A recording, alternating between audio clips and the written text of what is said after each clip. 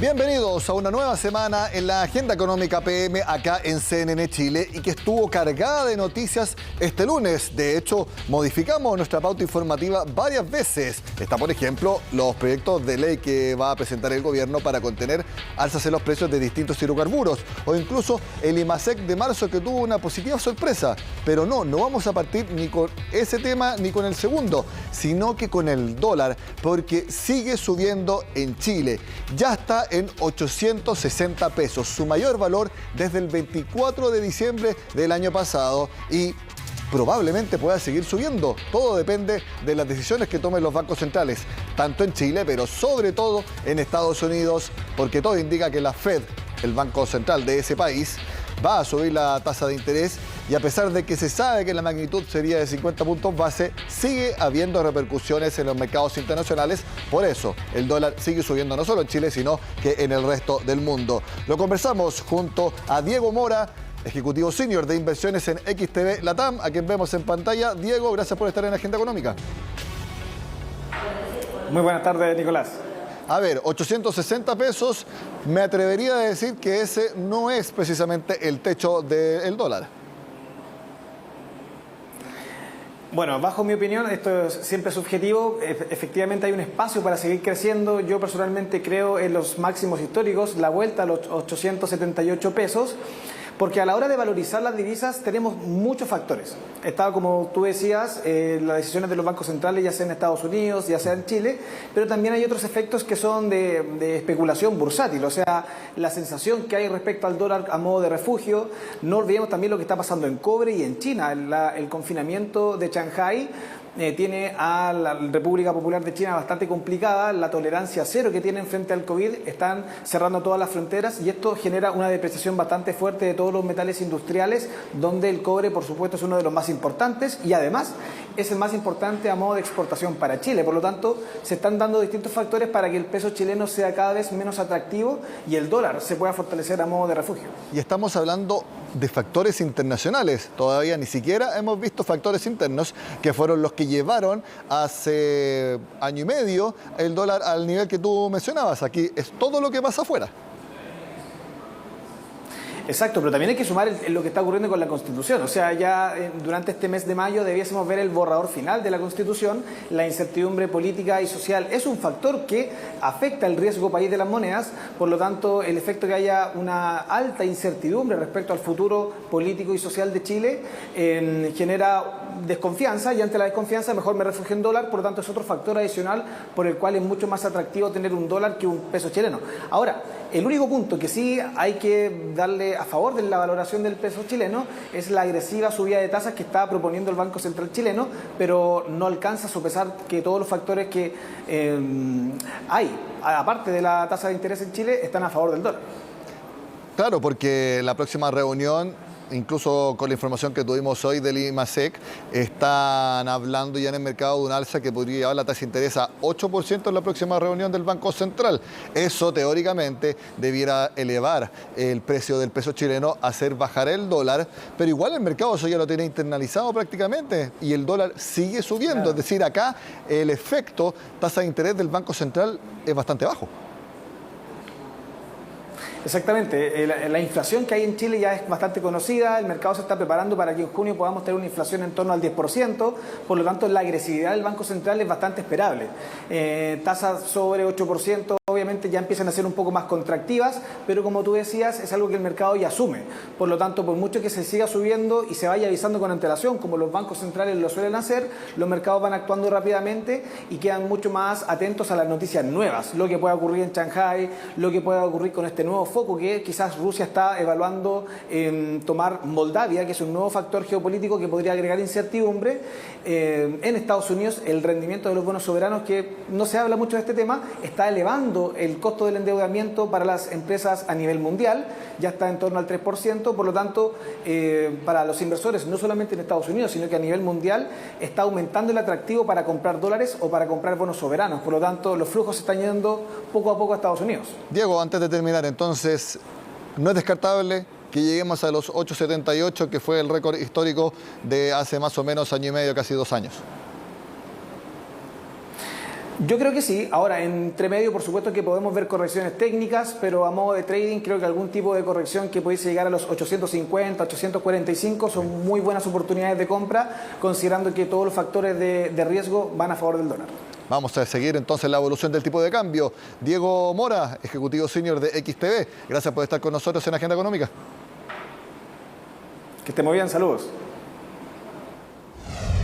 Bueno, ahora sí, vamos a la noticia que nosotros pensamos que iba a ser la principal de Agenda Económica. Es muy importante, por supuesto, que es el IMASEC de marzo, que en el mercado se dice que estuvo por sobre las expectativas de consenso. Sí, es verdad, está más o menos en 6,5%. Bueno, el crecimiento anual fue 7,2%. Nosotros vimos proyecciones que hablaban incluso de 8,3%, 8,4%. Por eso nosotros creemos que estaba dentro de lo esperado en la parte alta. Sí, veamos cómo ha sido la evolución del IMASEC. Esto es el crecimiento anual. Ya vamos a ver el desestacionalizado, que es con el mes anterior. Esto es anual. Hace un año, marzo de 2021, 6,5% de crecimiento y luego se dispararon los IMASEC. Esto lo hemos revisado muchas veces. Recordemos junio, 21,1% anual, el mayor dato desde que hay registro en nuestro país. Poco a poco fueron bajando los crecimientos y lo vemos acá en color morado, lo que ha sido 2022, 9,6% en enero, febrero 6,8% y una leve alza de 7,2% en marzo. ¿Cuáles fueron las razones detrás de este resultado? Lo vemos en el informe que preparó Belén Vázquez. Aun cuando la base de comparación era exigente, el IMASEC de marzo de todos modos sorprendió. Alza de 7,2% a 12 meses y de 1,6% si comparamos respecto a febrero. Sin embargo, a pesar de las positivas cifras de este mes, estimamos que gran parte de los factores que impulsaron la actividad son más bien transitorios. La cifra se explica principalmente por el crecimiento en el sector de servicios, que alcanzó 12,2%, y también por el comercio, que se empinó a 8,6%. Entonces se puede ver que el consumo sigue siendo el motor del crecimiento y durante el segundo trimestre probablemente continuaremos viendo este impulso, principalmente por temas de base de comparación. Números que fueron celebrados por el gobierno y los economistas, pero que de todas formas hay que mirar con atención, porque aun cuando marcaron alzas por encima de las expectativas, comparando trimestres el panorama no es tan alentador y estaría mostrando señales de desaceleración. Muestra una desaceleración clara, un producto similar al del último trimestre del año pasado, pero es una desaceleración suave, que es compatible además con las cifras de empleo que hemos visto recientemente, donde la economía sigue generando empleos afortunadamente. La serie desestacionalizada es clara en este fenómeno. Si el tercer trimestre pasado se crecía en torno a 4,4% respecto al mismo periodo anterior, ese número cayó a 1,8% en la última parte de 2021. Y en los primeros 3 meses de 2022, la actividad se ubica en torno a 0% si se compara con cómo cerró la temporada pasada. Más allá de lo bueno que es esta cifra, no debemos perder de vista que implica, como digo, una caída de la actividad económica en el trimestre y que técnicamente, si esto se repite el próximo trimestre, vamos a entrar en un escenario de recesión técnica. Porque si tú te das cuenta, el 2021, si 2021 se comparó con el 20, la escala es muy grande, patrones de comparación medio distorsionados estadísticamente. Entonces es súper bueno ver el análisis desestacionalizado. Y ahí es donde se está viendo a lo mejor más duramente las medidas que se tomó el central o las medidas de política macroeconómica de ajustar un poco y disminuir el crecimiento de la economía. Mirando las cifras mes a mes, hubo crecimiento en todos los componentes. Servicios 0,7%, comercio 0,5% y aunque producción de bienes cayó 1,5 puntos en su medición anualizada, desestacionalizada subió casi 4%. Sin embargo, pese a que son bajas, al proyectarlo a 12 meses se tornan altas. De ahí entonces que se requiera ir acomodando el crecimiento con la capacidad productiva del país. El dato del mes de marzo es un dato todavía de alto dinamismo. Yo creo que más bien nos estamos encaminando, ¿cierto?, un crecimiento más sostenible, ¿verdad?, más saludable. Y eso se ve con mucho mayor claridad cuando uno mira las cifras de un trimestre. Las cifras mensuales suelen ser muy volátiles. Este jueves el Banco Central debiera subir de nuevo la tasa de interés. Otra razón para proyectar que las cifras de crecimiento seguirán yendo a la baja a pesar de la sorpresa de marzo. Ahora revisamos qué fue lo que opinó el mercado tras conocerse el IMASEC de marzo. Partimos viendo lo que opinaron en el equipo de Security. Ellos creen que la actividad mostró un alza mensual en marzo, pero siguen previendo una pérdida de dinamismo. Los estímulos están siendo considerablemente menores y ellos creen que el Banco Central subirá el jueves la TPM a 8%. Y además, en el frente externo, lo veíamos recién, las condiciones financieras siguen siendo desfavorables. Muy similar al comentario que tuvieron en Banchile Inversiones. Ellos analizan que gran parte del impulso sigue en los servicios y lo que indica que el consumo sigue siendo el principal protagonista detrás del crecimiento. El primer trimestre habría cerrado con un crecimiento en torno a 7,9% y sería el mejor trimestre del año, ya que para adelante las bases de comparación son más exigentes. Vamos a ver ahora, este es el crecimiento desestacionalizado. Lo que hemos dicho siempre se compara con el periodo inmediatamente anterior. Esto es un promedio que hace de los últimos 3 meses el Banco Central. Miren la curva. El año pasado, alto crecimiento en marzo, bajando después con los meses posteriores. Muy fuerte, junio, julio, agosto. Esto habla del dinamismo exacerbado que tuvo la economía nacional entre julio y septiembre, octubre del año pasado. Pero miren, después de septiembre, octubre, noviembre, claramente se ve la caída en el crecimiento desestacionalizado, que recordemos, un periodo con el inmediatamente anterior. Y estos son los últimos 2 datos. Caída de 0,4% en febrero y de 0,4% en marzo. Reitero, estos son promedio de los desestacionalizados de los últimos 3 meses. Es más o menos la forma que utiliza el INE para calcular el empleo. Bueno, precisamente este dato de caída de 0,4% fue lo que destacó el Banco Scotia en su informe. ¿Qué dicen ellos? La contracción del trimestre de 0,4% desestacionalizado da cuenta de una convergencia de los niveles del crecimiento hacia la tendencia. Sin embargo, levanta el riesgo de una recesión técnica moderada si es que hay un registro nuevamente negativo en el segundo trimestre. Mucha atención a lo que señalan en Scotia. El último que leemos es de Santander, que ellos creen que el próximo IMASEC de abril habría una caída nuevamente en el desestacionalizado. Y a pesar de que en el crecimiento anual podrían haber crecimiento de 8,5 y 9%. Y ellos dicen que luego comenzarán a observarse descensos más marcados. Como les decía, el jueves el Banco Central publica cuál será la tasa de interés. Esto es lo que opinan en Fintual al respecto. Esto definitivamente reafirma una actitud más alcista del Banco Central, lo cual probablemente nos pone en la parte alta del corredor de TPM, llegando probablemente un 8% sobre esta. Hacemos la pausa y ya volvemos con más Agenda Económica.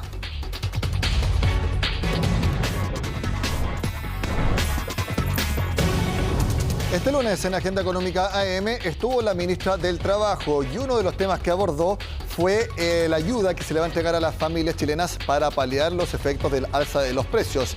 Este subsidio por carga familiar, específicamente la polémica respecto a los montos, alrededor de 6.000 pesos de cada ayuda. Este mecanismo de compensación es un mecanismo nuevo para la política pública chilena, que no existía antes. O sea, ante el alza de los precios aquí el Estado no hacía nada. El mecanismo de pago que va a operar ante el alza de los precios de la canasta básica se va a efectuar el operativo a través de la asignación familiar y el subsidio único familiar. Ya hay un universo definido y concreto al cual podemos llegar como Estado. En este momento es evidente que un apoyo más transversal va a requerir más recursos fiscales, pero además va a requerir en segundo lugar un mecanismo en el cual podamos llegar a esa familia. Por supuesto, la ministra de Estado también se refirió al salario mínimo en sí, que es el proyecto que se empezó a tramitar este lunes. Vamos a revisar esos umbrales. Lo que sí le puedo señalar es que el proyecto de salario mínimo viene presentado en los mismos términos en el que el gobierno anterior los presentó, y tenemos que hacer estimaciones porque efectivamente tenemos que revisar tanto la focalización del instrumento, que hoy día está diseñado para entregarse a las grandes empresas también, el efecto que produce en salario mínimo, el cual ya se ha estimado en algunos casos, y hay que ver qué es lo que se puede hacer dentro de este marco presupuestario y qué es aquello en lo cual estamos restringidos. Y en tercer lugar, además, señalar que, como se aprobó la ley, el ingreso mínimo garantizado termina el próximo año. Lo importante y lo que nos interesa como gobierno es ir dando apoyo a las pequeñas y medianas empresas. Bueno, y algo que va a tener que revisar Janet Jara es la reforma de pensiones. Miren la siguiente encuesta que desarrolló Criteria y que habla de lo que quieren las personas del destino de sus cotizaciones. 52%, más de la mitad, quiere que vaya todo a cuenta individual. 22%, más o menos 1 de cada 5, la mayoría que vaya a cuenta individual. 21%, el mismo porcentaje, mitad individual y mitad colectivo. Apenas 3%, 3 de cada 100, que la mayoría vaya a un fondo colectivo y solo 2 de cada 100 personas que todo vaya a un fondo colectivo. ¿Qué conclusión se puede sacar de esto? Lo vemos respecto a quienes desarrollaron esta encuesta.